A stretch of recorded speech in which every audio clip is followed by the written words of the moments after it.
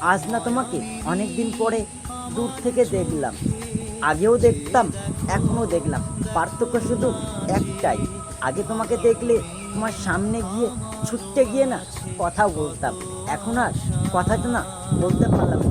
কারণ ওই যে তুমি এখন অন্য কারো স্ত্রী, আর আমি এখনও না সেই বোকার মতন তোমাকেই ভালোবাসি ভীষণভাবে, ওই আকাশ পরিমাণ।